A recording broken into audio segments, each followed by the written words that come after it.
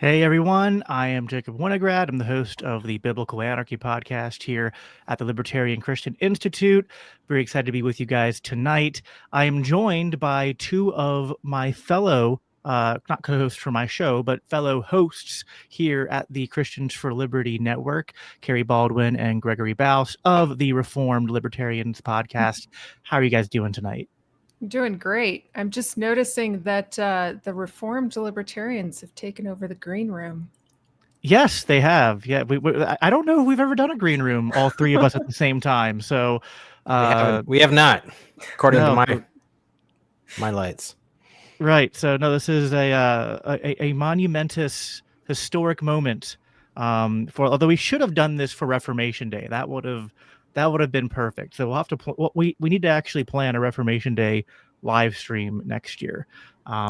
Every day is Reformation Day with us, so we can do it anytime. We can do it anytime. That's true. So if you guys want to, I didn't prep you for this exactly, but since you guys have been on green rooms before, but just to reintroduce you guys and just the Reformed Libertarians podcast and the kind of content you guys do, because it's a little bit, different than what I do and other ones do. So either one of you, if you guys want to take a little bit of a, give the 60-second elevator pitch about what you guys do. And then, Kerry, also, if you want to plug Mere Liberty and anything, you and I are very busy. I think I have 5 projects and you have like 5 different projects you could plug, but go ahead and get all the plugs and stuff out of the way before we get into tonight's conversation topic. Okay. Gregory, you want to introduce Reformed Libertarians first? We are dedicated to educating and inspiring listeners to embrace and promote libertarianism from a Reformed perspective. And if you want to find out what in the world does that mean, you want to listen to our podcast. I don't know. Is that a good pitch to people really like, oh, I want to find out what that means? Well, let me add on to that. So, I also approach things from a Reformed worldview, but I'm trying to also appeal to a more mere Christianity sort of thing and do it more at an introductory level.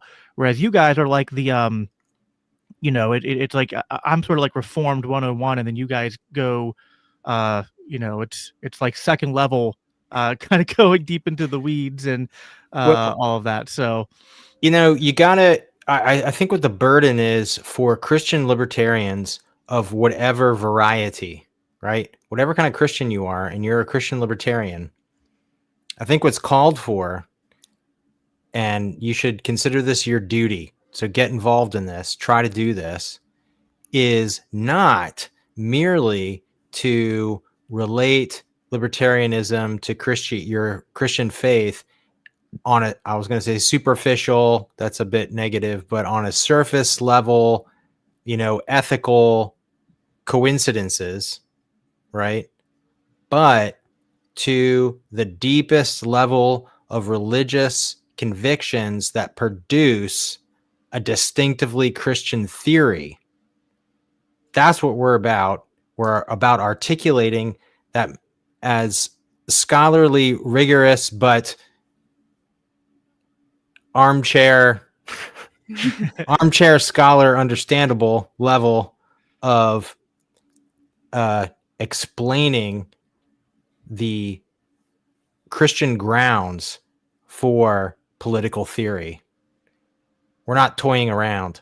So to make a comparison for the libertarian audience that will understand, you guys are like the Stephen Kinsellas of the Reformed theology crossover with libertarianism.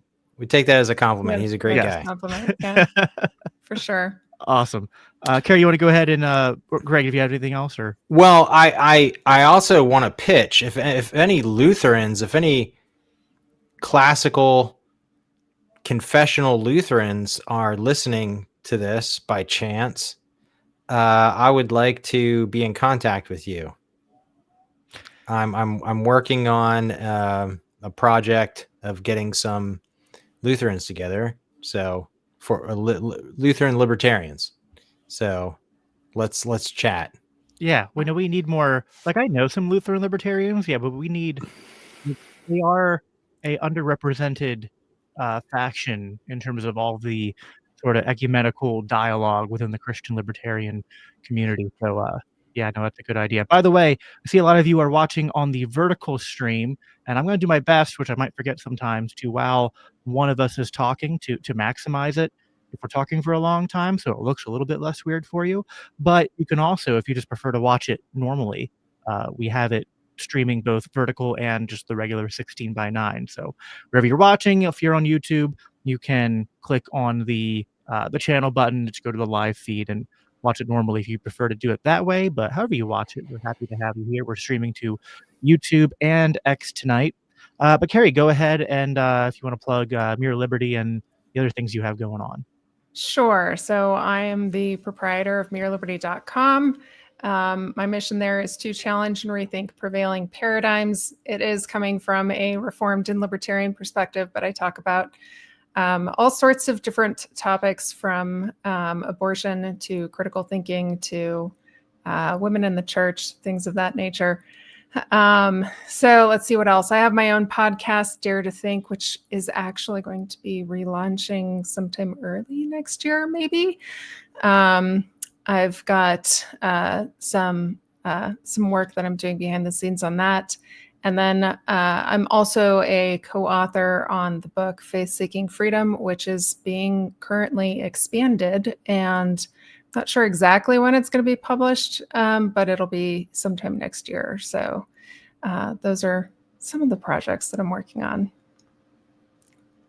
Awesome. Yes. And I will also be, so I have edition 1 right here. I can show everybody. This is Faith Seeking Freedom version 1. And as you can see, yep, that was Dr. Norman Horde, Doug Stewart, Kerry Baldwin, and Dick Clark. Edition 2 will also have myself and then fellow Libertarian Christians co-host Cody Cook on the byline as well. So yeah, that'll come out sometime next year. And we're super excited for that. We've done a lot of writing and bickering, and then more writing, and then more bickering, and but I think the final product is going to be really nice. So super excited for that. So tonight's conversation, what I wanted to have you guys on to talk about, I listened to a recent debate on Tim Pool's The Culture War show, and I was interested to watch this because he had two people who I kind of often when I follow them on social media, I'm often disagreeing with them, but for different reasons. And I know they disagree with each other a lot. And so I thought it was going to be interesting, and it was. But they talked about a lot of stuff that I was the entire time I'm listening to it, I was like, I was so mad that there wasn't like a principled Christian libertarian there in the studio to just like offer the correct contrast to both of them, because it was literally, one of my favorite memes is it comes from Family Guy, where he's just sitting at between his two kids at the table, and they're just acting obnoxiously and horrily towards each other, and he goes, kids, you're both just awful, right? So, and listen, and I don't want to be too disparaging. There are things about Joel and his work at the Babylon Bee, which I've liked over the years, and Auron MacIntyre over at the Blaze. He's done stuff with Scott Horton and other libertarians at the time. So he's, although he's a little bit disparaging libertarians in this conversation, at other times he has been,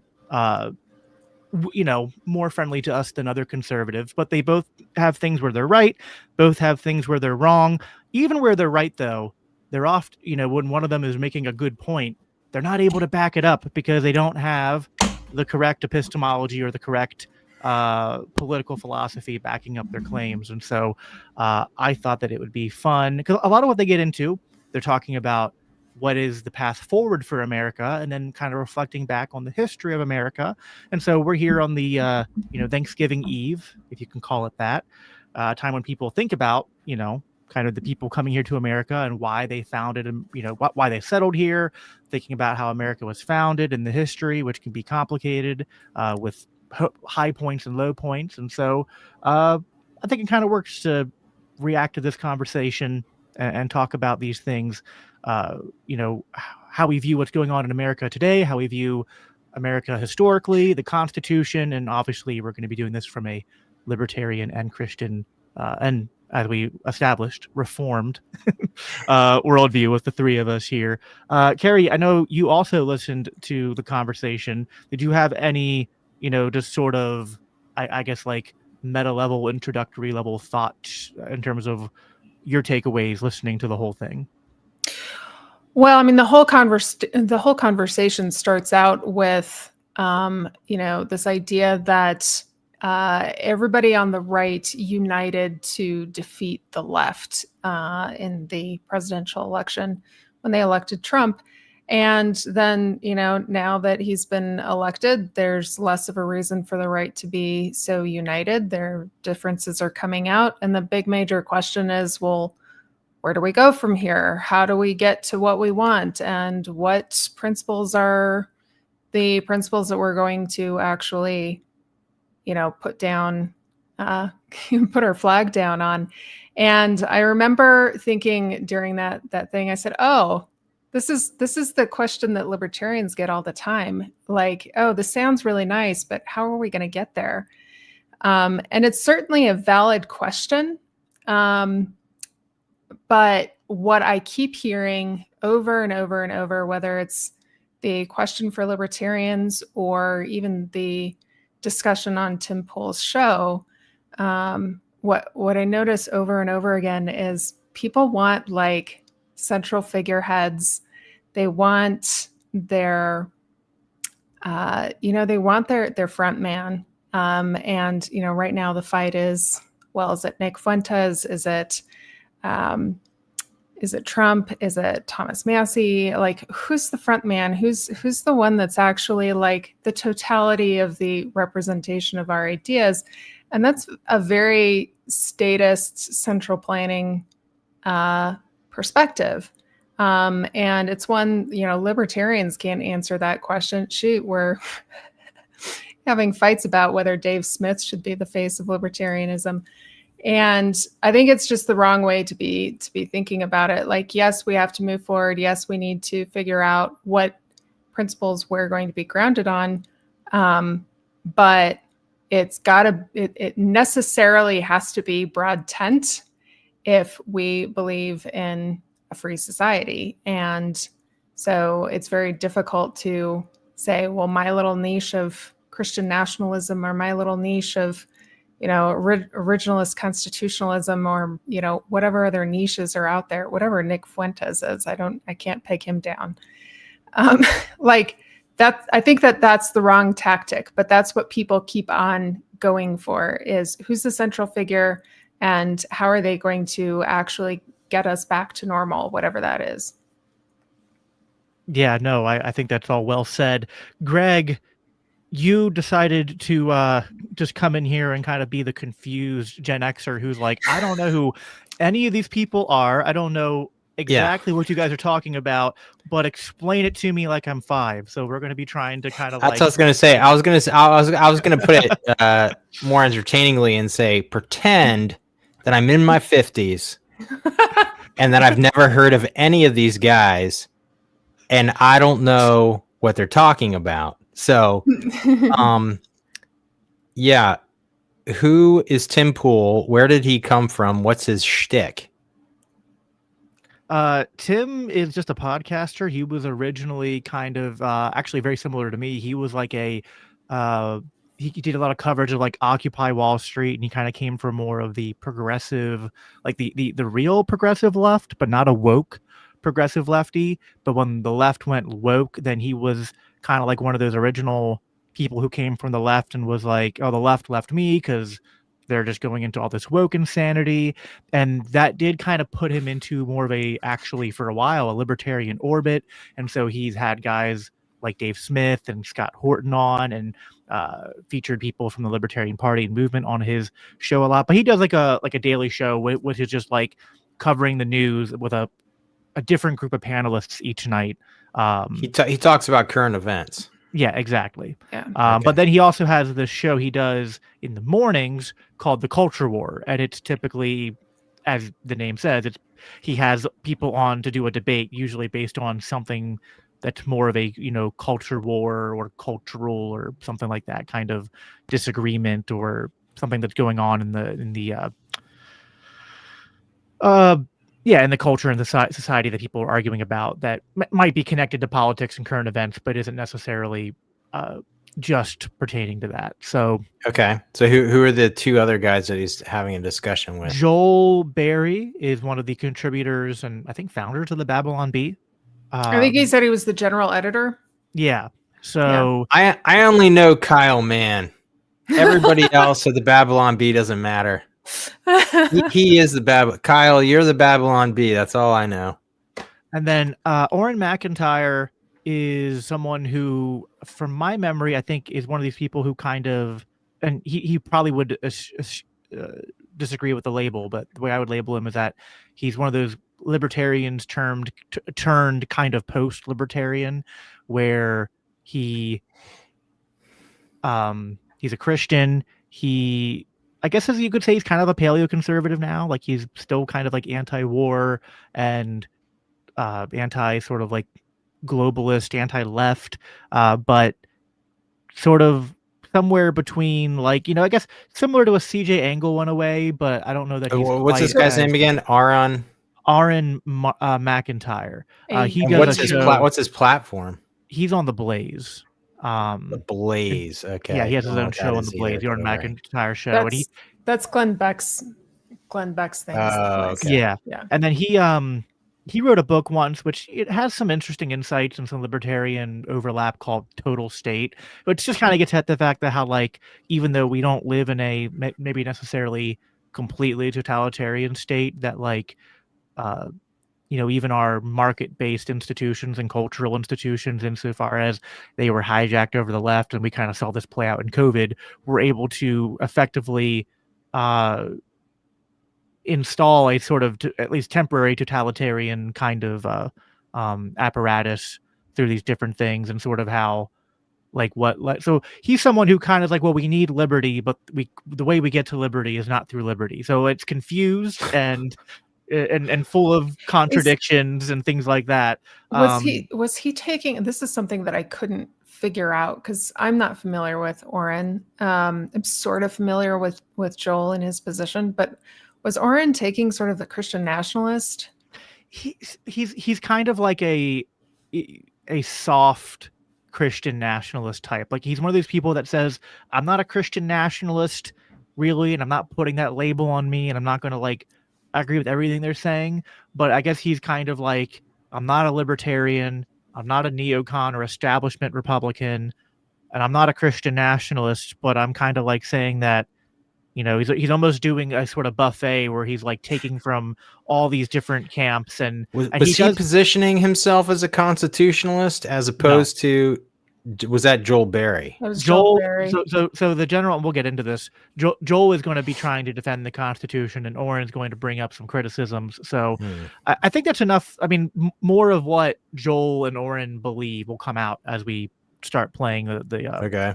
So we're going to try to get through as much as we can of the first hour. So I'm going to go ahead and I'm going to skip over some sections, but we're going to start by playing like the first couple minutes, which will be Tim kind of introducing the Joel and Auron, and then they'll kind of introduce the debate, and then we'll go from there. If either of you guys want me to pause it at any point, like before I pause it, just kind of like put your hand up, or just say, I have something, and I'll pause it. Okay. Right. MAGA in Civil War. Gives me an excuse to say Civil War, not in the context of people killing each other, just in the more political context. And that is, there's been a big debate going on for some time. There's some animosity between prominent conservative personalities and each other and large organizations. And this has bubbled up into the realms of conspiracy theory, as well as just mainstream debate over the direction the conservative movement should be going. Now, Donald Trump still has several years left, and he still is basically a unifying force. But what happens when he goes? Will the right stick together despite disparate ideologies coming together under Trump? Because, well, let's be honest, the left has gone particularly crazy. But now that we're seeing the waning of woke and DEI, it seems that the differences are starting to really come to the surface between factions on the right. And thus, we have today's debate. So how about we'll start here with good Sir Joel. Do you want to introduce yourself? Yeah, my name is Joel Berry. I'm the managing editor of the Babylon Bee and chief troll in Auron MacIntyre's comment section on Twitter. So, well, right on. And Auron MacIntyre. Hey, I'm Auron MacIntyre. I host a show on Blaze TV or Auron MacIntyre Show. Catch it on YouTube, Rumble, all of those places. Let's just real quick about an elevator pitch. What is the debate? What is the argument? Well, I guess, you know, first of all, I think it's a debate worth having, and a debate worth having in the open.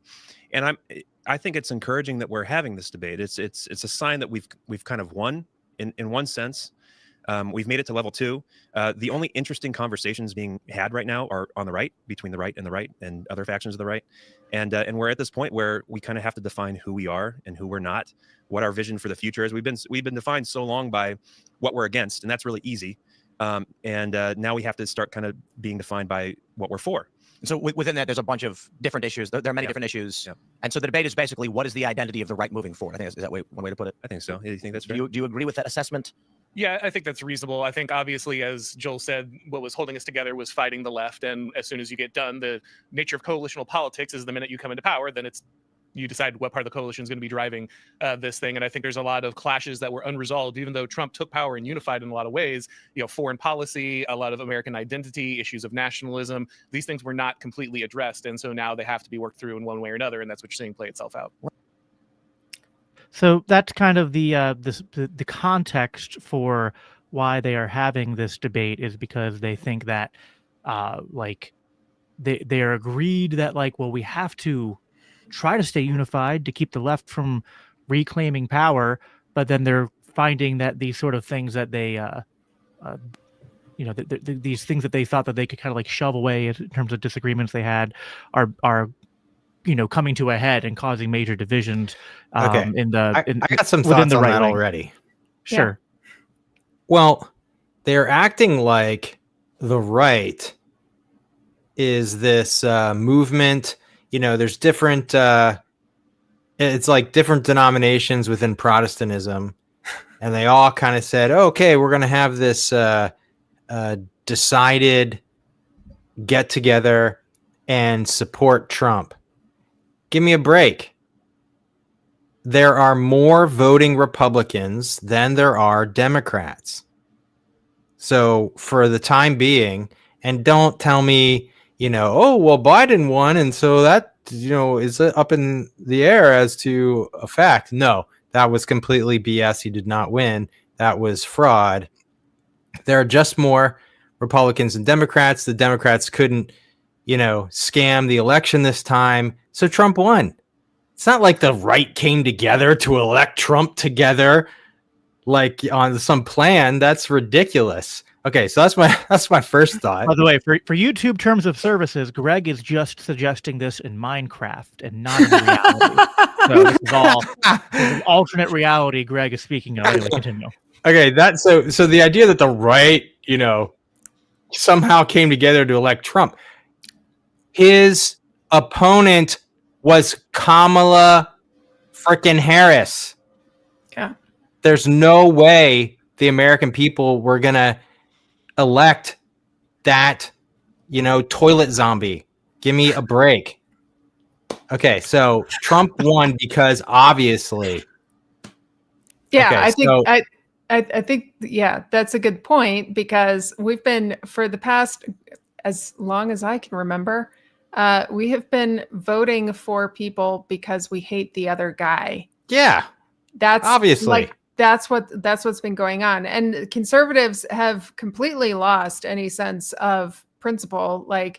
All they've been doing is conserving the status quo. Okay, so that's my second point. So then they're talking about, now that we came together and we elected Trump, which is not what happened.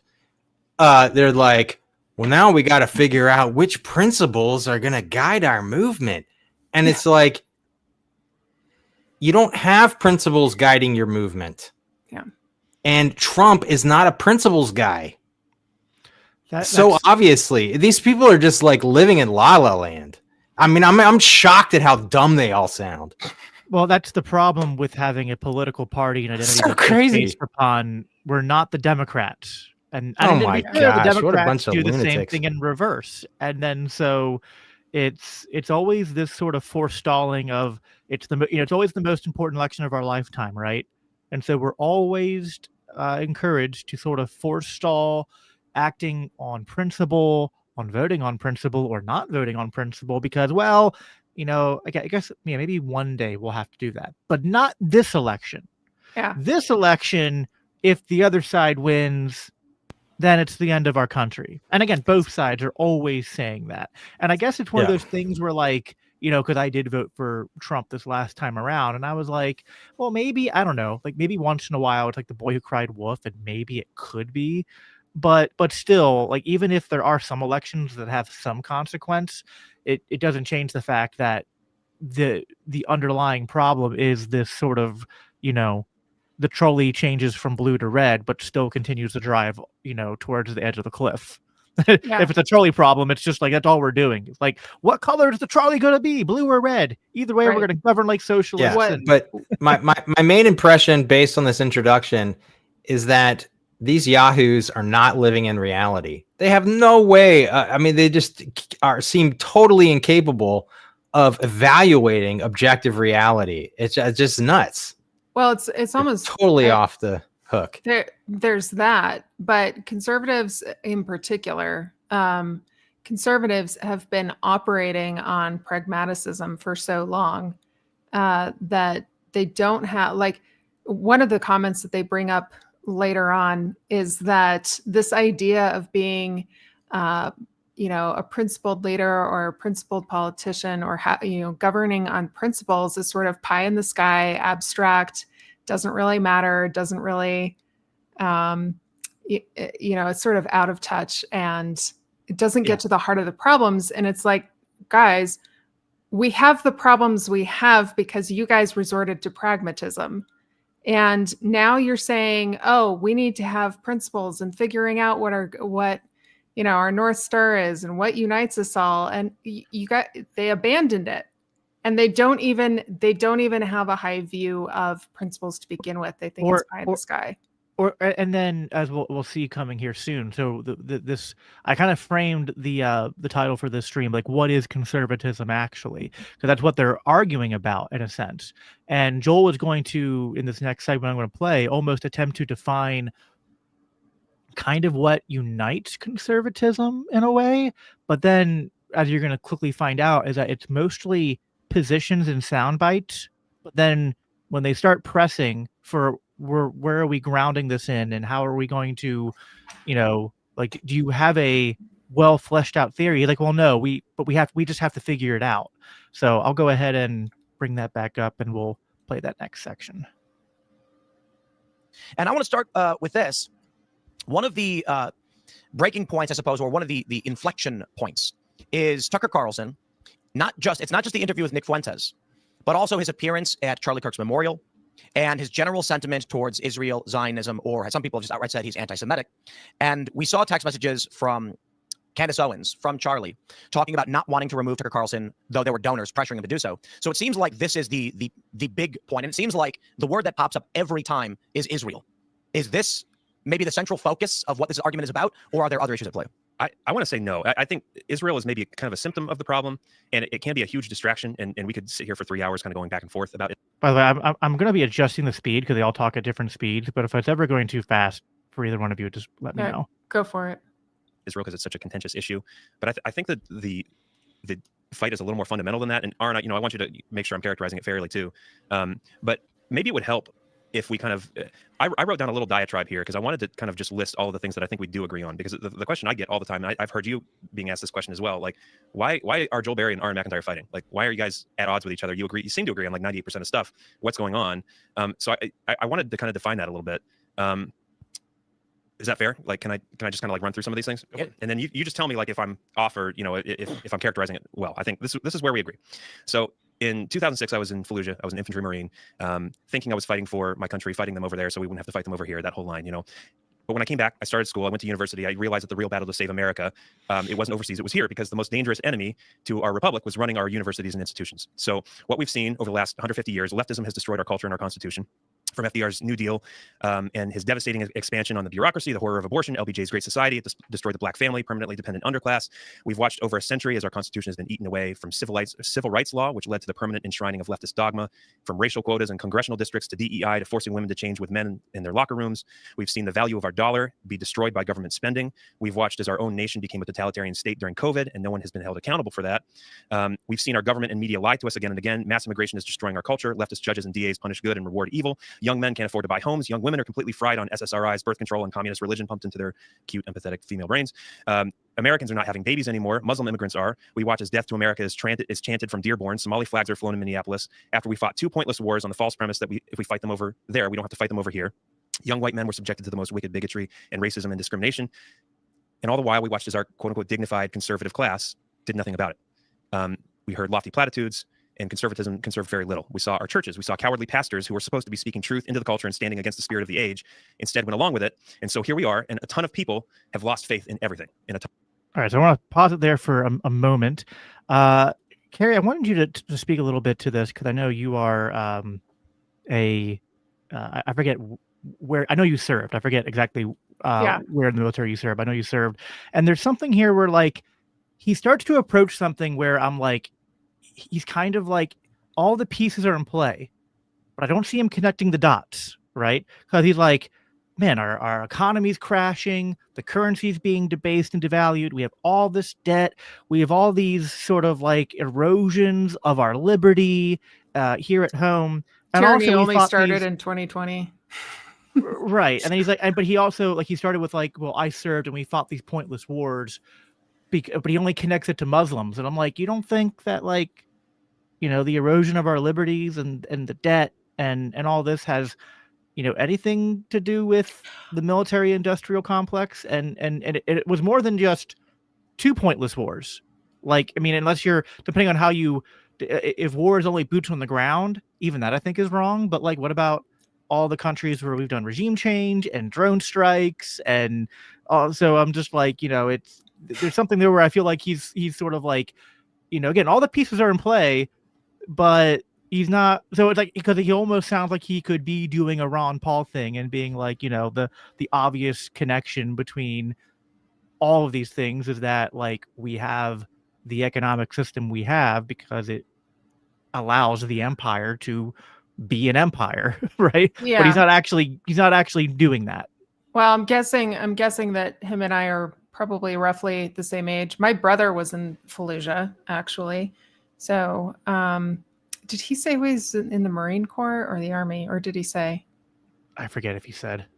My brother was in the Marine Corps. He was in Fallujah. I guess the second time. So it depends on when Joel was in Fallujah. I was in the Air Force. Yeah, I think, you know, as I was listening to him, I had this moment where I was just like, oh, bless his heart. Like, I see him being sort of at the beginning of realizing that the military globetrotting is a problem. You know, he's sort of where I was when I was learning about Ron Paul and being challenged with the idea that interventionism, you know, foreign interventionism was a good idea. So I can forgive him. Like, that's, I mean, at least he has crossed that threshold, thank God. But yeah, I don't think that he has quite thought through all of the things that I think the three of us have already thought through when it comes to the military and spending and the impacts on the economy and the family. And, like, I mean, all of his stuff, like all of his grievances, I, you know, give a hearty yes and amen. Those are all legitimate grievances. But you want to talk about tearing up the family? Let's talk about PTSD. Let's talk about the wars and the impacts on veterans and the abuse at home and all of those things. There's a huge impact from that, and we can't let that go. Well, I feel like he's basically giving this litany, right? And this could be multiplied 100,000 times. You could go back to the very beginning with the Continental Congress establishing the Constitution illegitimately, right? That was a coup. But in any case, so you could just have a list of the hundreds and thousands of things that the government has done to damage society and undermine liberty, and it's like his conclusion is, okay, what are we gonna do to like help this institution that's an unmitigated evil in our lives be better or something? I don't know where he's going with it, but he's acting like, I mean, like at the end of that list, to connect the dots, somebody clip this and send it to this guy. What's his name again? Joel Berry. Joel Berry. Someone clip this and send it to Joel Berry. Joel, the answer is anarchism. We don't need a state. So They're an unmitigated evil. The litany of society destructing things that the government has done means, this is the conclusion you need to come to, brother, means we cannot have a monopoly on civil governance. Yeah. Talk to me. Send me an email.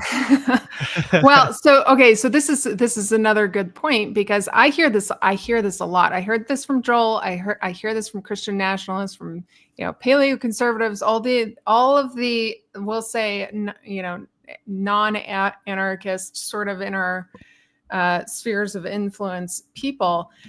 Everybody wants to go back. They keep saying this. We want to go back.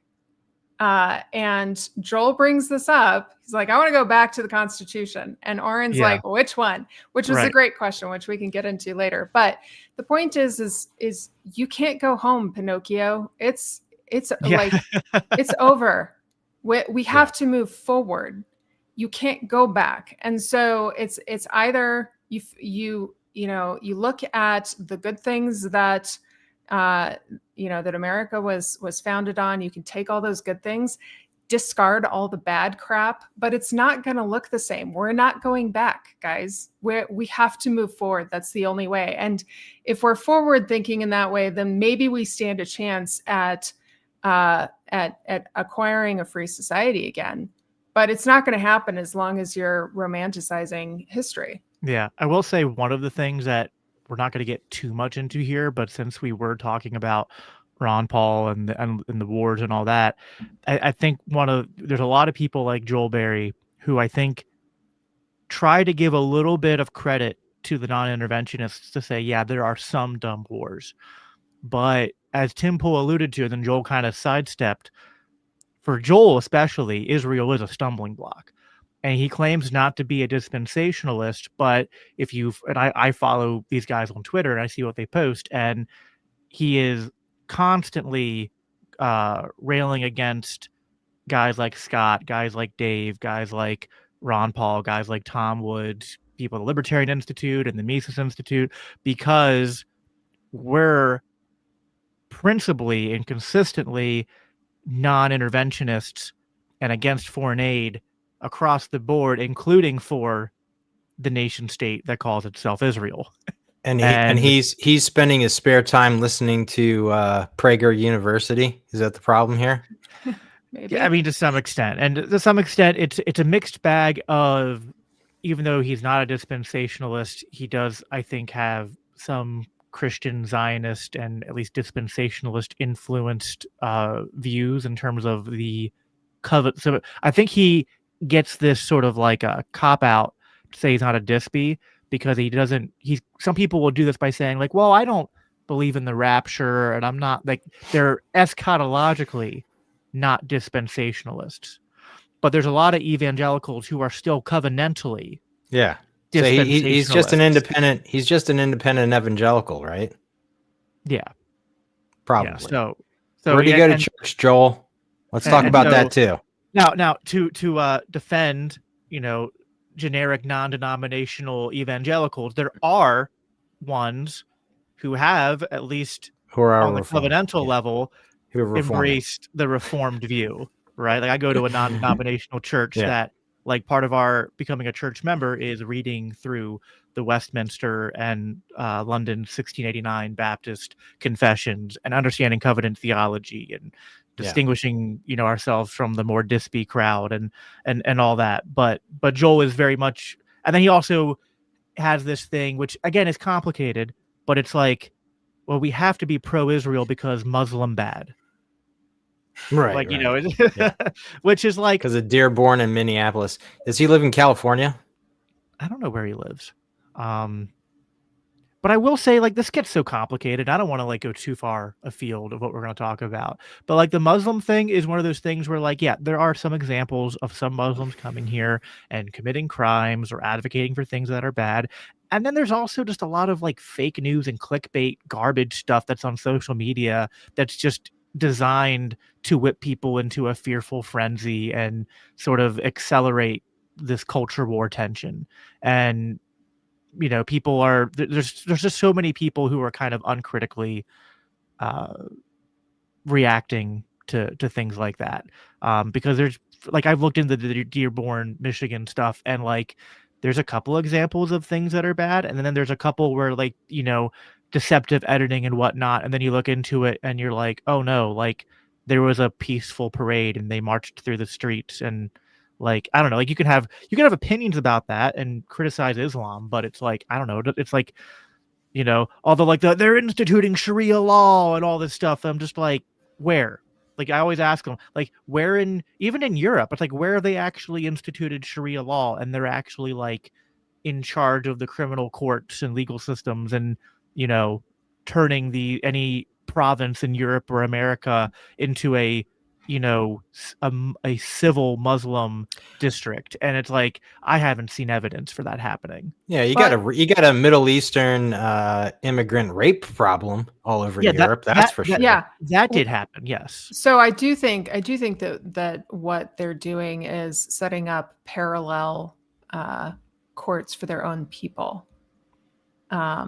Yeah, so I think they're saying they're not under the jurisdiction of I think Birmingham County or something. From what I've seen, it's kind of the same way that I know Jewish and Catholic will have like their own sort of like, we're going, like, in order to get a divorce and have it sanctioned by the Catholic Church or your Jewish synagogue or whatnot, like they're going to have their own sort of councils and governances within those bodies to kind of like handle those sorts of disputes. But I haven't seen examples where they actually are like, where it's all basically just enforced through like membership to the church or the whatever Mosque. the mosque, or to the for a Jewish person, the synagogue. Not like, they don't have law enforcement where they're like, busting down people's houses and like, put your covering back on or anything like that, as far as I can tell. And if they did, it's like, okay, well then that's wrong. And like, you just like if anyone else was trying to like enforce unjust laws, we shouldn't allow that. We have enough, just from atheists and Christians in our country, we have enough laws being put on the books that are bogus and not legitimate laws. So it again, it's one of those things where it's like, I don't want to like whitewash it and pretend like there's no risk and there's no problem that could ever arise from I think you guys know, like, like the immigration thing. I kind of sometimes am a little bit in the middle, because I'm like, hey, yeah, I think if you had like 100,000 or 500,000 Muslims move into your neighborhood from the Middle East, that could probably propose or produce some culture clash and some potential conflicts. And yet I also know that there's like there's sort of a reasoned response to that, and then there's like a losing your mind reactionary response. Well, here's what the main complaint is premised on beneath the whole discussion of anything to do with who's legally or illegally or through the government's intervention and what of our tax money they're using to support these people and all that. The whole thing is the United States existing. Like, that's the unquestioned assumption, presupposition at the bottom of all that. And guess what? It doesn't need to. We don't want it to. So you get rid of that, and it doesn't matter. Well, Kerry, did you have something quick, or do you want to? Oh, I was just going to draw a comparison between, the idea that Muslims are going to breed everybody out and the fact that Christian nationalists are trying to do the same thing. So, Yeah, It'd be a breeding war. yeah. Good But grief. you live 3,000 miles away from Dearborn. If you live in Dearborn and you don't like your neighborhood because the people stink and whatever, because they eat cats, you should move somewhere else. But to say like, oh, I live, 3,000 miles away from Dearborn and I'm really upset because there's people who I think if I lived next to, I wouldn't like. It's like, you're ridiculous. So, but this sort of goes back to the whole thing, and like the whole point of the debate. I don't think it's a debate really on Tim Pool's show. They want to have this idea of a free society, but they can't tolerate people who disagree with them being in their society. So you can't have it both ways. Like, Right. If you have a free society, you have people that you vehemently disagree with, and they might be your neighbors. Yeah. Or if you don't want them to be your neighbors, you have to move. Like, you can't tell them, like, you can move. You can be like Greg said, you're like, I don't like it here, so I'm going to leave. Yeah. But if There's plenty of places that are super duper white. Go there.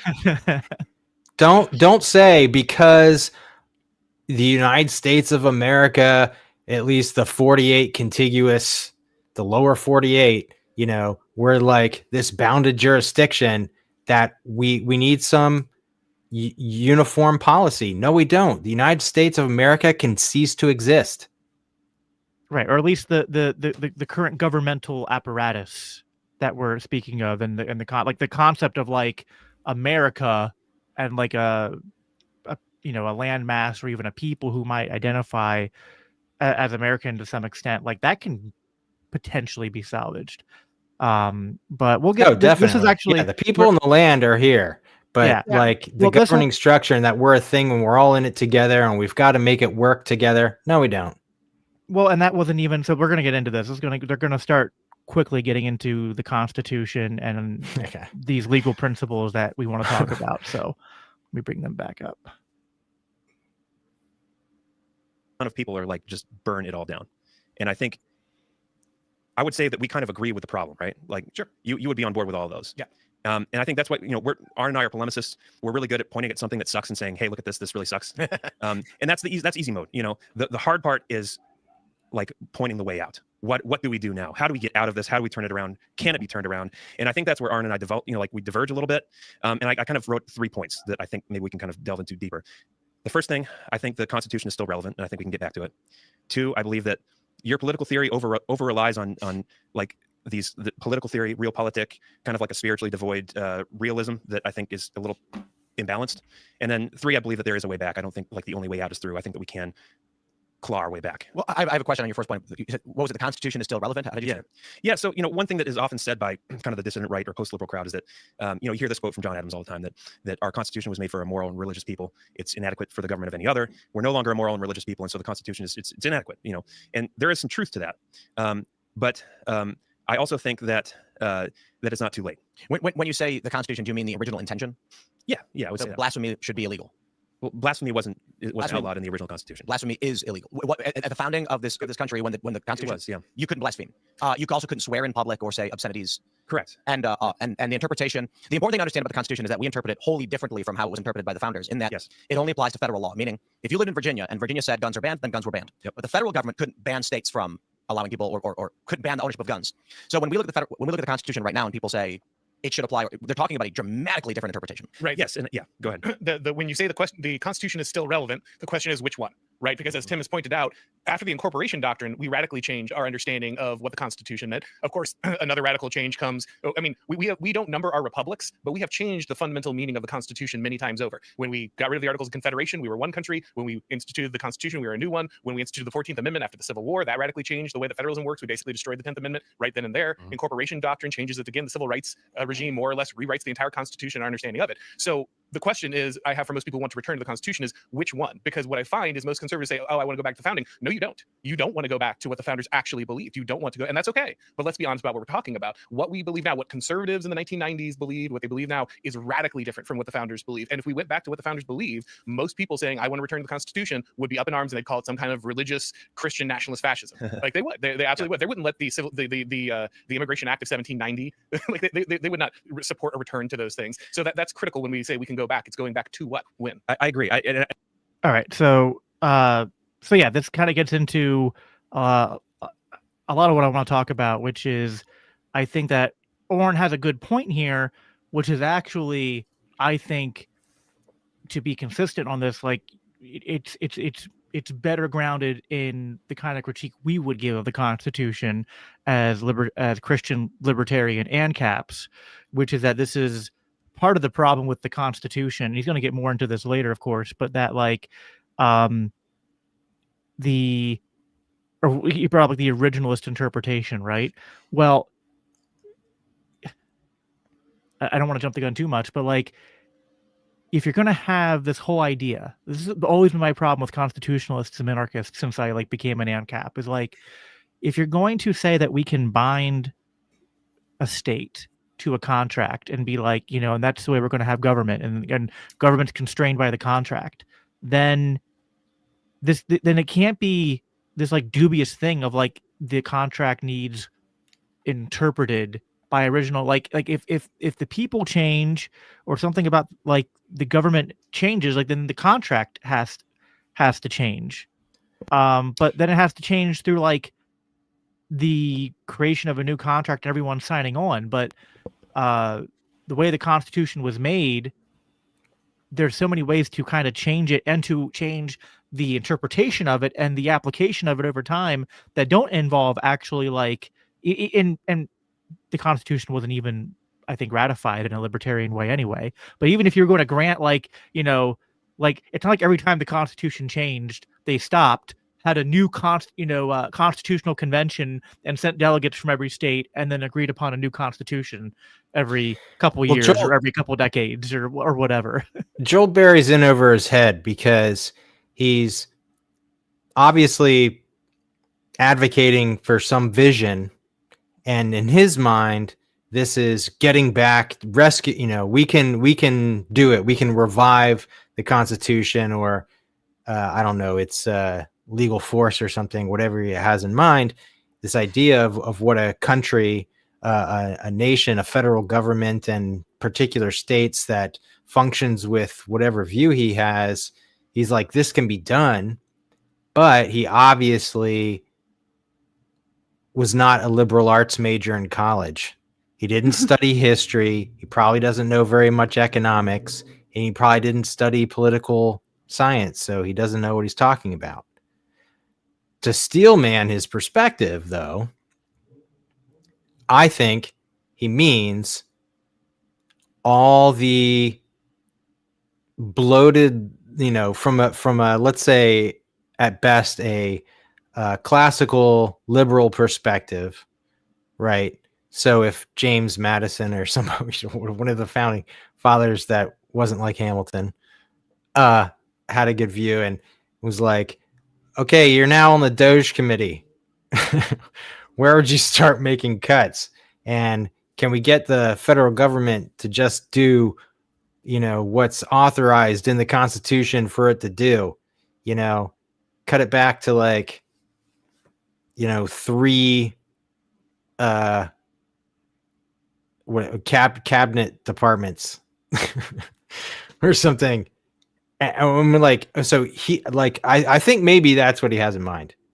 Like he really, okay, yeah. So all the stuff has been added. I don't think he knows what he has in mind, other than just that it's this vague, like, go back to, like, it's a platitude. And then when he's pressed on it, he's like, well, I don't know exactly where we should go back to, but like it's like this idyllic, ill-defined, like, well, the Constitution in just the way that I would like it. Well, But then he's it basically just just doing the same, and he's gonna get called out on this later. Like he's just doing the Ah. same thing the left does, where he's like, "Oh, so you just want you." So it's just like it's just as you define it, right? You're just saying It's his appeal to like free busing. He's pulling a Mondami is with the Constitution. I think He's like, I don't know, just I think do it's the Constitution again. I think it's a little bit more innocent than that. I think it's I keep looking at him and listening to him and saying to myself, this is like the early days of Ron Paul. The early days of Ron Paul, where Ron Paul was talking about the Constitution and talking about, this should be enforced, and a ton of people heard him talking about it and said, "Oh yeah, this is the way to go." And then you had this reinvigoration of interest in the Constitution. That's where things like, I mean, I know that 10th Amendment Center has been around for a very long time, but like there was a reawakening to what the Constitution was, what it meant, and all of that when Ron Paul came around. And so when I hear Joel Berry speaking, it's as though he's 20 years behind the curve. He hasn't experienced what the rest of us who lived through the Ron Paul revolution and everything that's happened since. And he's just getting started. And I think a lot of us started with the Constitution, started with going back to those ideas. But I know for like myself, I spent way too much time trying to get back to a constitutional sort of ideal here locally. I spent 8 years being a minarchist, and just, finally coming to the conclusion, this just doesn't work the way we think. Like, this doesn't work the way the American mythos says it's supposed to work. It doesn't look anything like that. When I was a constitutionalist, I already knew. I was like, as soon as I, became sophisticated in terms of like, oh, what the Constitution is actually doing is supposed to be regulating, people outside the Reformed faith are unfamiliar with what's called the regulative principle, which means you can only do what's specified, what's specifically said, you can do this. It doesn't, if it's not stated you can't do X, Y, and Z, it doesn't mean you can do X, Y, Z. right. It's like you can only do the things that it says you can do. 1, you can do 2. Okay, and that's it. And that's the only 2 things you can do. You can't do other things. You can only do 1 and 2 because it says you can do 1 and 2. Okay, so when I learned that's what the Constitution was supposed to be, and I was like, wow, the government is gigantic. It's like this, super disgusting, obese American who eats junk food and wastes their money on DoorDash. Well, I think so like, I like, as soon as I realized that, as soon as I learned what the Constitution was, I was like, well, like, the government's obviously illegitimate. Yeah. I've read the Declaration, and it says we need to overthrow governments like that. So immediately, as soon as I had any cognizance of what the Constitution was, I was like, well, let's get rid of this government now. And that's where Joel should be. Joel, you need to wake up, buddy. You're really naive. Well, and to Auron's point about the Constitution and the Founding Fathers' values, it's just like, even if we go back to that, though, right, which we would still, as the ANCAPs, critique, his point, which is valid, is that like even the way the country was governed under like the originalist Constitution was like night and day in terms of the level of like how things were decentralized and localized, and so he's like to the point where local government could do things that we disagree with, like have blasphemy laws, right, and have these local ordinances and whatnot. And he's like, so do you not want that? Okay, then you're not arguing for going back to the founding. You're arguing for like, So like, are you for like what happened at the end of the Civil War, which they'll get into later about like, Well, I wish she the was- federal government, should we get rid of the 10th Amendment and have it where the federal government can enforce these, certain values, whether they're from the Civil Rights Act or other things, down on the state and local ordinance, to be like, no, you can't do that. Now, like we as ANCAPs would say, now on one hand, we don't want blasphemy laws. We don't want Sabbath laws. On the other hand, the way we suppose to handle that is not to create a central power that's going to then come and, overrule local communities and what they're doing, but to have competing systems of law, which, at least the Articles of Confederation was getting way closer to than what the Constitution instituted. But they were conflating a few things. First of all, there is the idea of returning to originalist constitutional principles. And then there's the laws that existed at that time period, right? And what Tim Pool and Auron both were trying to do was to say, if you go back to the principles, you get all of the laws that existed at that time. That's not necessarily the case. So I think that there was a conflation, and maybe even intentional conflation to try to trip up Joel Berry on that. But it is not the case that just because those principles are in place, you're going to get, just sort of a replay of the, late 1700s, early 1800s, whatever. Well, no, you have to be specific, like, because you could say, well, I want the governance structure of the the original Constitution, but maybe not all of the cultural. So you got to be specific with what you're appealing to. Sure. But I think some people can kind of like, we can sort of view the founders through a very like modern lens and just be like, oh, they like, they had all of the same sentiments we have about culture and religion and things like that. But that is why you can't go back. That the only way that you move, the only way that you can move is forward.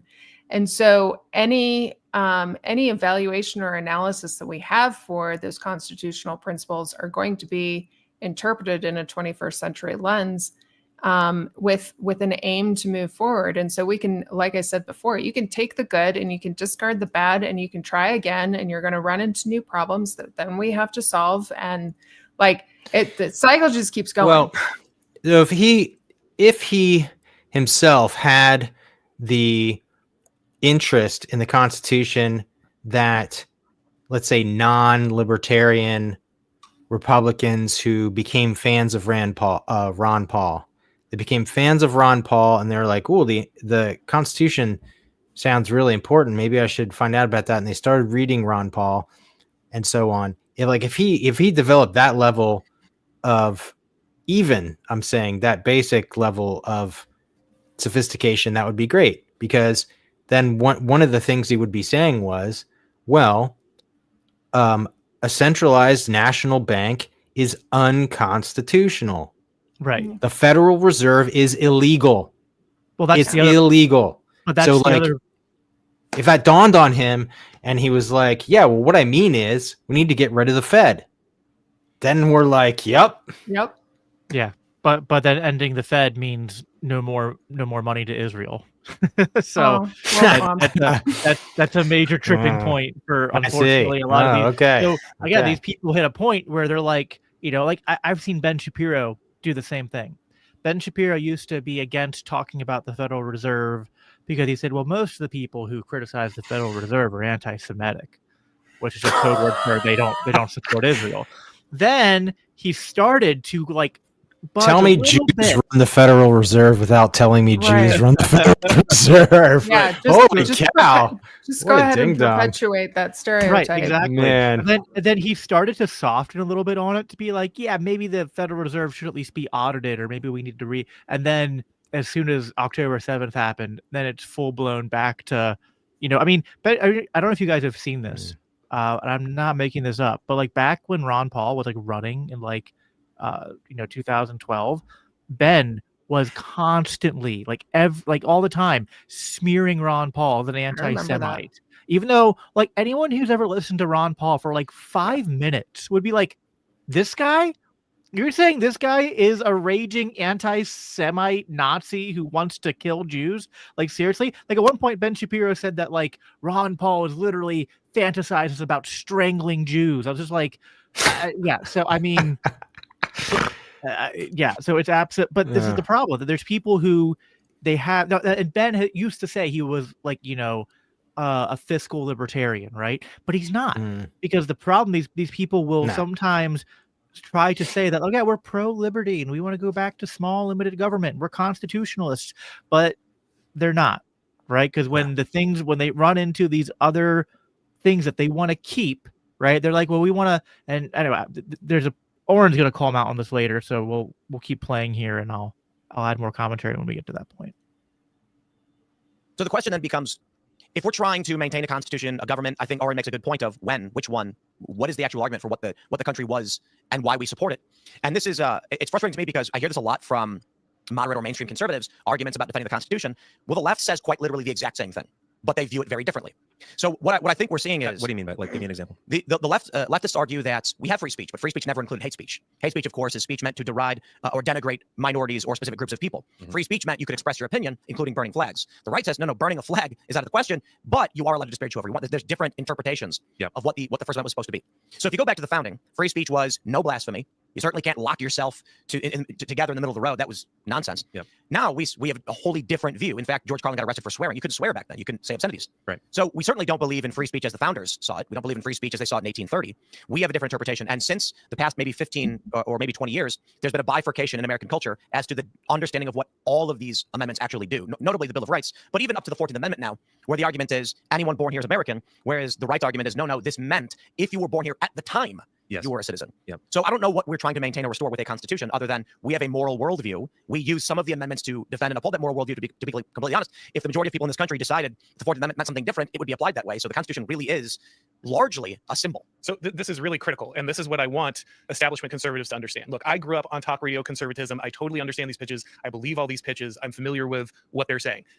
When you turn the Constitution into a deity, when you deify the Constitution and you make it the central identity, you create a scenario where people are just fighting over the meaning of the words so they can control the definition. A Constitution is not some contract that's written up that then defines the country. A constitution is a reflection of the way that the people are constituted. It is the way that they live their lives, their traditions, their beliefs, their values, their heritage, their language. Okay, can we pause here for a second? Doesn't make the people. The people make the Constitution. 20 so seconds the Constitution more. only works when the people are already clip. living in the way that the Constitution lays out for them. That's what makes a republic, because they are people who are self-governing. They are living in the way of tradition, and no one needs to come in and tell them how to live their lives and dictate to them each move because they already have such a tightly woven culture. All right, so that was where my timestamp ended. Yeah, so a lot there. Again, going more into like how we define what a constitution is. But Greg, what are your thoughts? Well, Auron, how do we say his name? Auron. I don't know. I think it's Auron. Like orange, Auron. Kind of. Yeah. Okay. What a ridiculous point. We've been ripping on Joel. Now I'm gonna rip on this other guy. So stupid. Like, no one's arguing about the Constitution, man. No one's like, well, I'm gonna control the definitions of these words. No, it's completely irrelevant. The Constitution is a smokescreen. I mean, and when was the last time you saw anything on C-SPAN or whatever, and like they're like, well, we can't have this bill. The gentleman from Louisiana. Well, I'm sorry. Paragraph 6 and subsection 3. It says blah blah. No one cares. It's all BS. Everything the federal government does is with total disregard to the Constitution. No one's using the Constitution to manipulate anything. Hold on. You're right, but here's the part you're leaving out. Whatever party is in opposition will then pretend to care about the Constitution and point out convene. Now, it's Good point. complete hypocrisy, right? Yeah. Because It's when the that's Democrats- okay. when the That's when they Democrats bring up the aren't- Constitution. yeah, When they're like, I'm when- not in when- power. Right. When the Democrats aren't in power, they're like, how dare Trump use the executive branch power to do all these Yeah. unconstitutional things? And when Joe Biden's in there, it's like, oh, what? Every president does this. What's the problem? Yeah. Well, this goes back again. I mean, basically what he's saying is it doesn't matter the words that are written down in the Constitution because the meanings of those words always change, which is very leftist woke critical theory sort of thing to say. And part of that has to do with the fact that we've turned the United States as a government has turned very pragmatic. And, they've turned away from this idea of principle. And here libertarians have been, ground pounding on the idea of principle and holding to principle and making sure that we have a well thought out political theory. And all of these pragmatists and populists and all of that on both sides just want to stick their fingers in their ears and say, la, la, la, I want the Constitution to say what I want it to say. And now they're mad that we're in the situation that we're in. Right. Well, I think that part of the point that Auron's making, though, which I think has some legitimacy to it, but the problem is he's taking it in a different direction because he's making a point that, like, well, the constitutions don't matter. And he doesn't get too much into his views on this debate, but, like, he kind of has, as Joel called out later, a more Machiavellian view of politics. So he's not saying this from a libertarian view, but a libertarian could say something similar about the Constitution and say the issue is that the one of the issues with having a Constitution is that it is sort of like the Constitution is at best a reflection of the values of a certain people at a certain point in time, but then it's set in stone for all these people, and even the things that are kind of like put in there that allow it to kind of change over time are insufficient. And we would say that this is why republicanism or constitutionalism is not true liberty, because it doesn't allow for the constant kind of flux of law to be practiced and adjudicated in a fashion that adapts well over time, right? In this decentralized fashion. And so when he's kind of saying the point that, like, he's kind of right in a sense that, like, a minarchist constitutionalist republic could only work in this mythical land where the entire population had this faith and belief and agreement with everything that's already in the Constitution to begin with. Otherwise, like, they're eventually going to be arguing over, what the word. So, like, we obviously don't want to say that, like, I agree with you, like there is words have meaning, and we don't want to take this in like a woke direction, but there is like a libertarian version of this critique, which I think has validity. Maybe I'm not expressing it the most clearly, but Let me bring up a parallel or an analogy. You tell me if this is what side of this he falls on. Okay, so one of my criticisms of Reformed and Presbyterian denominations that have a confession of faith, right? They have a statement of faith, usually a historical Reformed confession. Let's say it's the Westminster Standards, the Westminster Confession of Faith. Let's say it's the American version, 1788, with those revisions. They say, this is our church's confession of faith. We're a confessionally Reformed church. But then they basically let anybody believe roughly what they want to believe. Let pastors take exception. This is called loose or system subscription or something. I'm basically describing the PCA for people who don't realize what I'm talking about. Okay, so what really is the confession of such a denomination, of such a church? Well, it's only those points of doctrine that are disciplined for, that people actually believe. Unless the church believes a doctrine and they discipline for disbelieving it, it's not your confession. Okay, so that's me crapping on the PCA. You guys suck.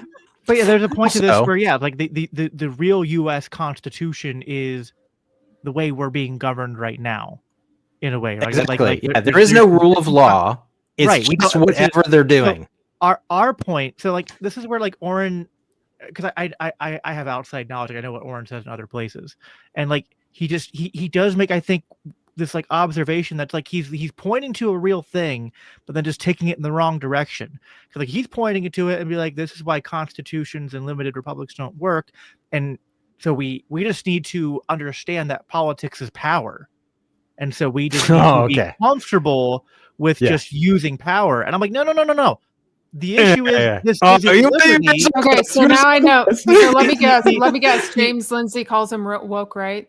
Yes. So the issue is like, no, you're right that our Constitution is bogus and we don't govern this way, and that even trying to govern this way has a fatal flaw in it, because it's actually like there isn't a good way to like it doesn't work. But that doesn't mean you give up on liberty. That means you recognize that constitutionalism is a failed attempt at producing liberty, and now you're like, all right, well then what do we have to do to actually have a legal system that operates by the ideals and principles of liberty? Not just go, we're going to give up on that and just go back to and become in a weird way. What Auron is saying is actually similar to what Joel is saying. But when Joel says, I want to return to this like ill-defined, like pie in the sky, like when the Constitution worked and everyone believed in it time, Auron's like, I want to return to like before that, when we just said, screw it, and just, governments just have power and just like force people to like, just remove pretense from politics and just, make it a power struggle game. So that's the problem. It's amazing. It's amazing. Might mix right after all, guys. Yes, that's the problem. Is like he's recognized that we don't live in a limited republic, that we live that we have all this pretense, but what lies underneath of it is sort of like the ruling elites and might makes right. Go ahead. But then why do they care? Why open up this conversation by saying, how do we unite the party? What platform are we uniting on? Like, why? Because they wanted to decide what they're going to shove down everybody's throats once they seize power. It doesn't matter. Shove down throats. But that's my point, is it doesn't matter. If the only thing that matters is a Machiavellian view, and that it's just who's got the power and how do you keep it, it doesn't matter what your principles are. It doesn't matter what you believe in. Good point. You've got the power. Who cares? Why are you talking about this? Yeah. Well, he wants to use the power for the things that he likes. Auron wants to convince conservatives to just join in his crusade to say, like, guys, like, the left doesn't play, like, here's the steel man of their argument, like, in the way they would say it. Not that I agree with it. The left doesn't play by the rules that you're saying we need to play by. So we just need to play by the same rules, and we have to seize power and enforce our values. Either they're going to enforce their values on us, or we enforce our values on them. That's the nature of politics. You can wish it wasn't that way, but that's just the way it is. So figure out what kind of society you want to live in and act to make it happen. So wait, Yeah. let me for just, their preferences. So it's the left is going to strong arm us into holding their values. The left's values, and so the right needs to strong arm the left into holding their values, but they don't know what their values are. They're the right doesn't know what their values are. The right doesn't know what their values are. Well, maybe not, but there is a practical value. Is we don't like people that aren't like us, people that aren't like me. Their values are a solution, guys. Don't bother with the politics. Just round up everybody who's not like you and put them in a gas chamber and turn on the gas. Their values are Christian aesthetics.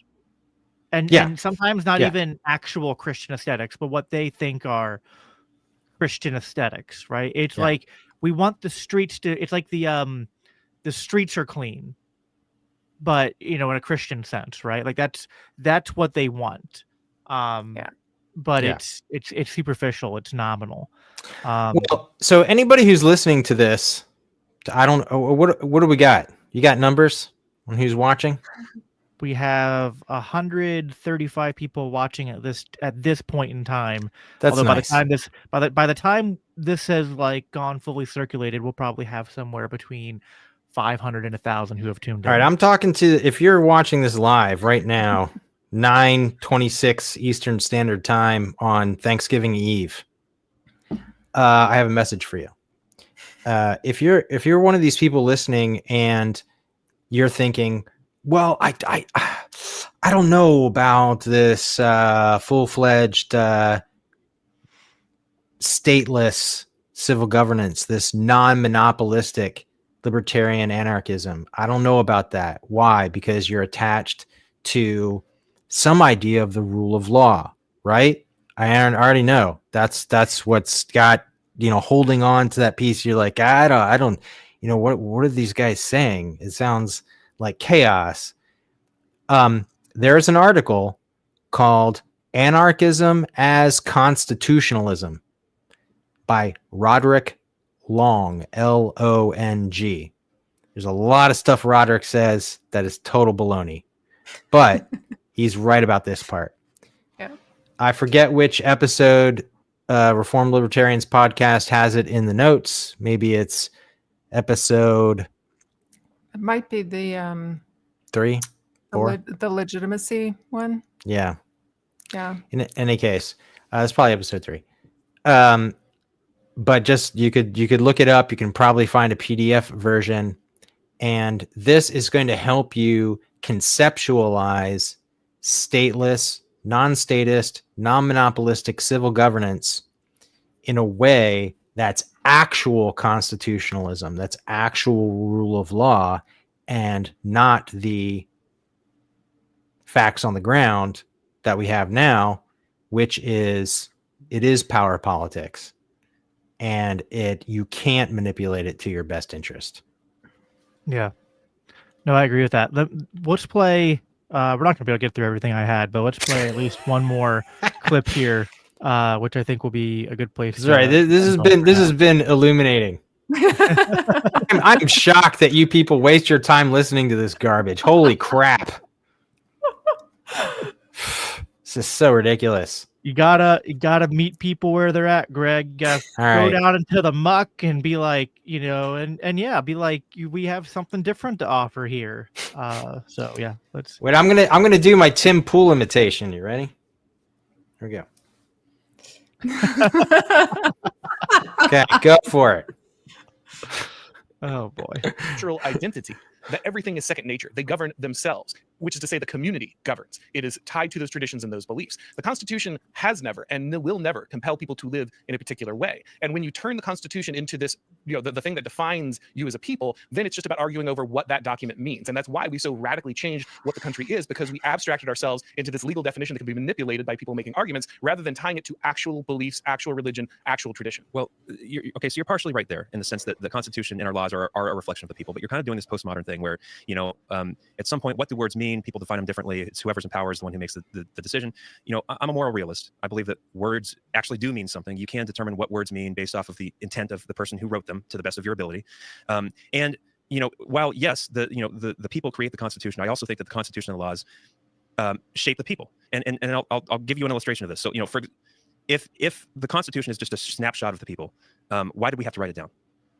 Why do you think we had to write it down? Well, the argument, again, for many is that you don't, right? But this is Joseph de Maistre goes into quite a bit of detail in the generative nature of political constitutions as to the advantages and disadvantages of writing things down. And this is something, by the way... but why do you need the government to enforce it? If it's all coming from the people, why do you even need a government to enforce the law? I mean, if it's springing from the people and the people are going to do what they're going to do, I think they're constituted correctly. I think your question actually goes to Auron's point as to why you need it written down is because the anti-federalists and the federalists were debating. I was just getting to that, yeah. Because not everyone was on board, right? Well, more importantly, the Federalists did not want a Bill of Rights because they were worried worried that enumerating the rights would make people believe that those were the only rights available to them. Right. So they actually thought that writing it down, capturing those rights, guaranteeing those rights was a downside for the It's limiting. Constitution because Yep. it would be limiting. And so this is one of the things, if people have rights, you don't have to tell them. You don't have to enumerate them. That was the understanding of the Federalists, which is why they push back against this. And so you end up in the scenario where, look, you understand, having been to the Middle East, right? Yeah. Like that actually, the idea that everyone has a right to life, liberty, and the pursuit of happiness or property is not actually self-evident to a lot of cultures, a lot of peoples, right? Correct. Yeah. And so actually, any non-Christian culture. correct, yeah. right? And so when we say self-evident, we meant self-evident to a specific people. So it's not that I don't believe words don't have meaning. Well, I the believe- original draft of the Constitution didn't say self-evident. It said like something like divine and inspired. It was Yeah. more religious in nature, And- and because the Declaration was a statement of theology. It was a Christian state. It wasn't Enlightenment. You know, the other thing too. You know, I think one of the big debates. You know, there's kind of this new populism on the right. It's more. I don't even know how to describe it. It's more focused on people. It's a little more animal, a little more real. That's where I wanted to. I stopped a little late. Again, there's something there where Auron's making a at least somewhat valid critique that like, and I think Joel's kind of again they both have a point. On one hand, law and governments can shape culture, but not in a positive direction, right? At least not that. More often than not, that's not the way it works, because we understand that the nature of the state is, and especially when you have a democratic state, is that people get in there and you know, they're incentivized to act on like getting reelected. Getting reelected means, well, I now have this monopoly of power, so what favors can I offer to voters, to corporations, to lobbyists, in order to secure my so there's all these incentives that happen because of the system you're in. And so and then once you allow government to sort of like infiltrate into different spheres like education and like the economy, media, yeah, you can then use that apparatus to influence things, but it's like that all tends to roll in one direction, not in the other direction. And in a way, he's doing again a bit of a mixed bag there, but it's at least somewhat similar to like Spooner's argument that like the Constitution has either been powerless to prevent the government we have or complicit in making it. Those are kind of the only options. Well, Right. and I'm just going to call back to Robert Higgs's nice quote, which is, look, without the state, you're going to have a bad situation. With the state, you're going to have a much, much worse situation. Right. And everybody is arguing about what kind of state we want, when over here, the anarchists are saying, that's the much, much worse situation. Let's at least relieve ourselves of some of those problems and just deal with the problems of not having a state. Yeah, no, exactly. And then these other problems of like, because like there's so many other problems that then are just easier to solve. Like this whole like, I don't want to associate with those people. Well, right now, you can have a little bit of like, you like it is harder when you're in this giant state apparatus with you're all forced to associate under the same legal system while having to compete in a not free marketplace, not capitalism, for resources using a currency that's getting more and more debased over time, causing also so like we have the perfect recipe for not just people who immigrate here, but even just people who are born here to be at each other's throats and not able to find peaceful ways to not just resolve conflicts, but to avoid conflicts. Right. The ghost of Bastiat haunts us all again. The state is that great fiction by which everyone seeks to what is it? Seeks to live at at everyone else's expense. Yeah, to live at everyone else's expense. That's what they're all doing. They're like, I want to make things different than this. How can I do that?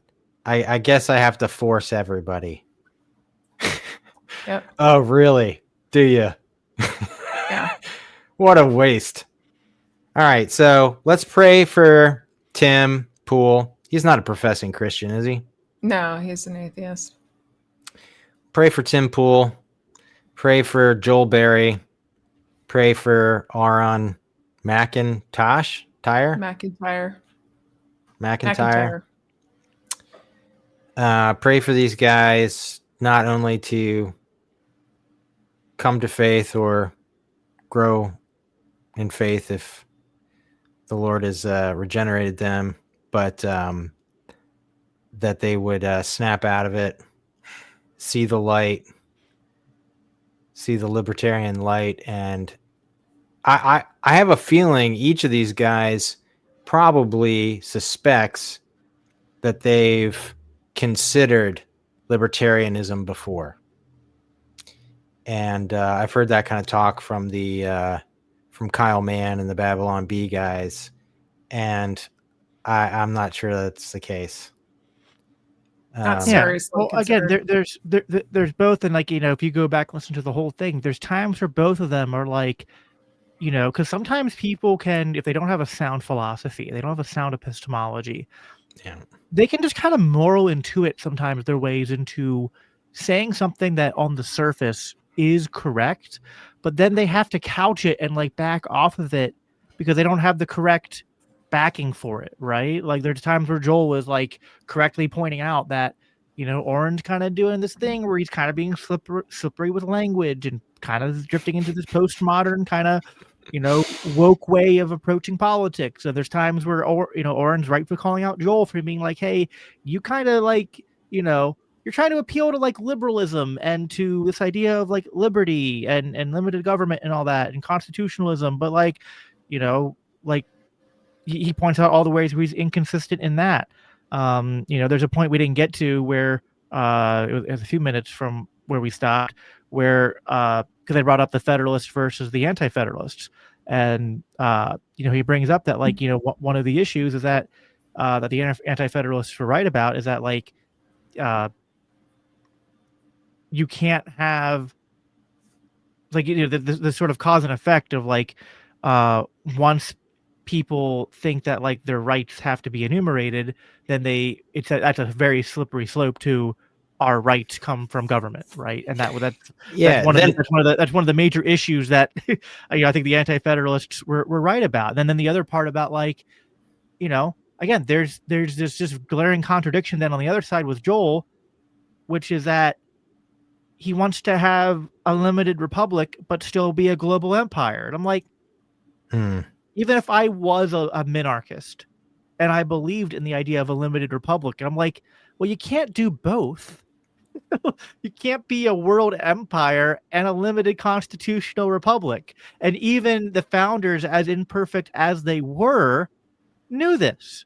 Like James Madison said, like, we cannot be going around the world searching for monsters to destroy or we'll lose our soul.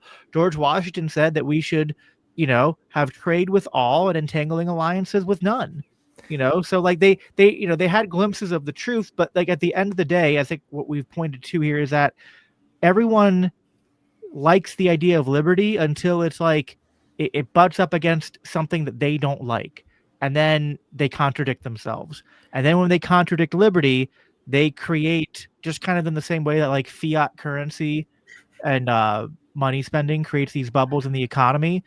The minute you contradict yourself in philosophy and you go for, as you said, Kerry, pragmatism, then you create these kind of giant, these contradictions in your worldview create these giant distortions that lead to, everything we see right now. Yeah.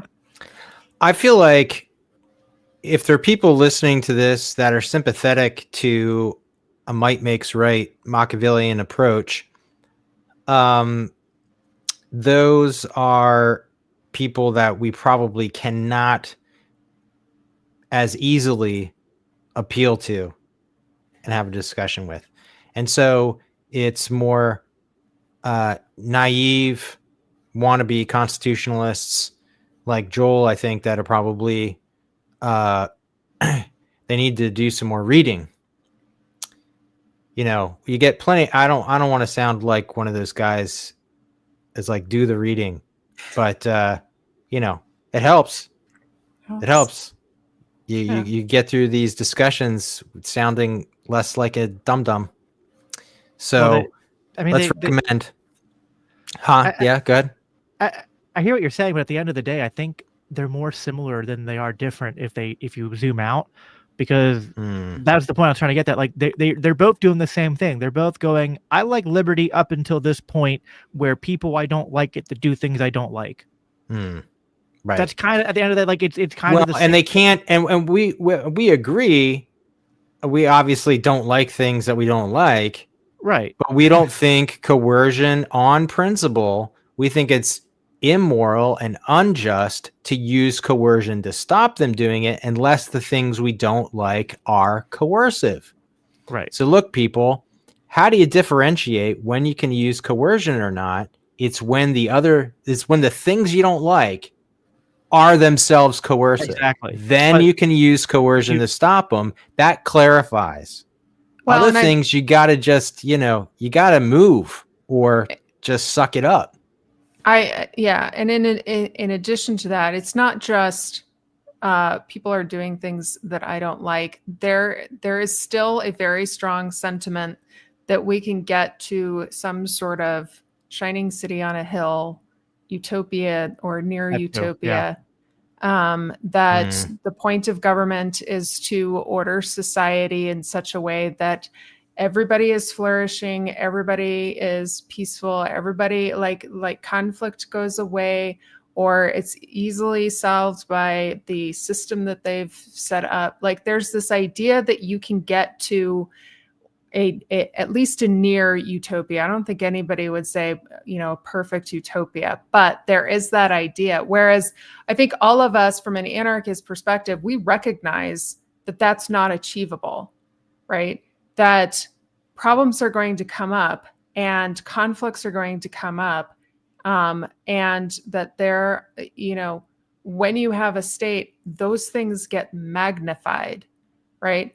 So we have no illusions about what a stateless society would look like, and that it would take work and education and, knowledge and production and all of these things that isn't guided by some sort of central planner. And we have no expectation of reaching any sort of utopia. We're okay with that. Most people aren't. No, I agree. Well, so I was going to recommend that the people who want to be constitutionalists, who have bad foreign policy, go ahead and read Ron Paul's. Is this showing the right way around? Yep, yeah, that's perfect. A Foreign Policy of Freedom. What's the subtitle? Peace, Commerce, and Honest Friendship. Yeah. Okay, that's the book this Joel fella needs to read. And anybody in the audience who's listening, who's like, "Oh, I thought I agreed with that guy." And you got to read. Just read that book. And I will say, to circle back, I'm a veteran of the U.S. Air Force. The last thing I came around on when I was following Ron Paul was his foreign policy, but I did come around to his foreign policy. I get it. Yeah. And covenant, a good book on covenant theology would help a lot of people too. Oh, that's true. Start going to a good church that, believes a historically Protestant confession of faith, not one that, the church planting group wrote up or borrowed from Gospel Coalition. Just because a nation state names it Israel doesn't mean that we owe it our undying support, right? Just like if I named my son Jesus Christ doesn't mean that you have to worship him. If there's any connection. In New Mexico, we call him Jesus. Yeah. Jesus the second. And you'd be like, I don't know. I feel like I should listen to this guy. I feel like I should do what he tells me. Yeah. Awesome. Thanks, Kerry and Greg, for being here. Thank you, everybody, for the audience for listening. If you want to support what we do, go to libertarianchristians.com/donate. Support the show, support the Institute, what we're doing, all the books, articles, and podcasts that we do. I hope you all have a wonderful Thanksgiving. I will be back here again next Monday night. So we usually always do a green room on Monday evenings. I've been doing more on other evenings as well. Make sure you follow us. The best place to get, first of all, if you're watching on YouTube, hit that subscribe button and ring the bell. You'll get notified of upcoming live streams. And then if you want to follow us on X at LCI Official for the LCI account, and I'm at Biblical Anarchy. And then you see Kerry and Greg there, if you're watching on the video, have their handles to follow them on social media. For Kerry, that's at Mere Liberty. And for Greg, you can follow Greg and Kerry's podcast at Refo Liberty, and of course check them out at reformedlibertarians.com, right, with the S. Yep, with the S. Remembering that correctly. All right, thank you guys for being here. Thank you all for listening, and we'll talk to you guys next time. Take care.